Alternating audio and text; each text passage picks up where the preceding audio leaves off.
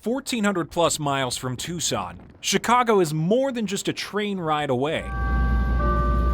Doors closing. But many still make that move, trading the dreary weather for Arizona sunshine.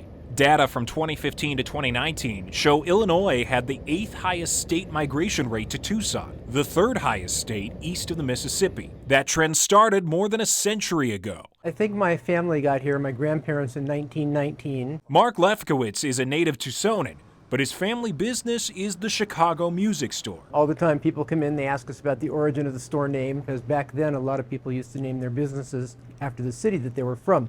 There was a New York store and a Philadelphia store. My family was from Chicago, so Chicago store. And the story goes that my uncle was playing in the band at Tucson High School, and a lot of parents started asking for musical instruments, and that's how we ended up specializing in instruments. The store has since moved across the street and expanded to the east side, all while hitting the right notes with customers. Back in the old days, my family used to extend credit on a handshake to just about anybody. So somebody could walk in, walk out with a guitar and pay $5 a week, something like that.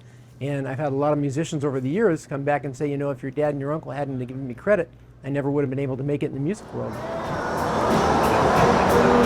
Music has another home at Chicago Bar on the east side. Music has always been the spine of this club. 7 nights a week we had live music. No other place in town had live music 7 nights a week. But this is live, in flesh, the talent, right there before you. After nearly 30 years here, bartender Kerwin Lewis has seen it all. The original owners, Kathy and Bill, are from Chicago, and they're the ones who named it Chicago Bar. It's been here since '78. So they were the originators, and then we had Wally Hayes, who was the owner afterwards, who was from the south side of Chicago. So the first 2 owners that I know of had Chicago connections, being from there. The pandemic shut down the bar in 2020, but new ownership has the music playing again, live at least a handful of times a week. Crazy, fun, nuts.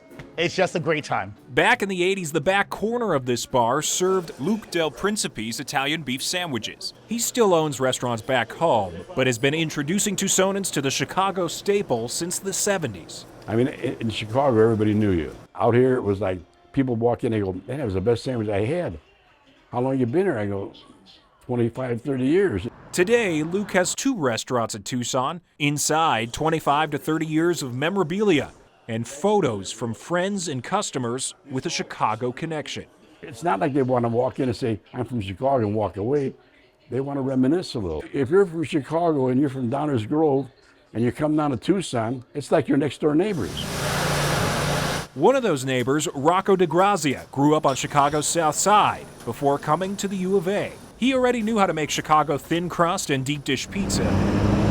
After school, he started sharing them, opening Rocco's Little Chicago in '98. We have people who get off the plane and come here to try to call BS on our pizza. They want to make sure that if you're saying it's the thing, then it is. And 99% of them are on board with what we do, so that's great. It got all of the Midwesterners out of the woodwork, and it introduced enough people to the style where now we're considered kind of like an OG restaurant in Tucson. A restaurant now welcoming another generation of pizza lovers. I see kids who came in here when they were kids bringing their kids in and stuff. So it's weird, but it makes me feel like I'm doing something right. That can be said for all of these businesses with Chicago roots, now firmly planted in Tucson.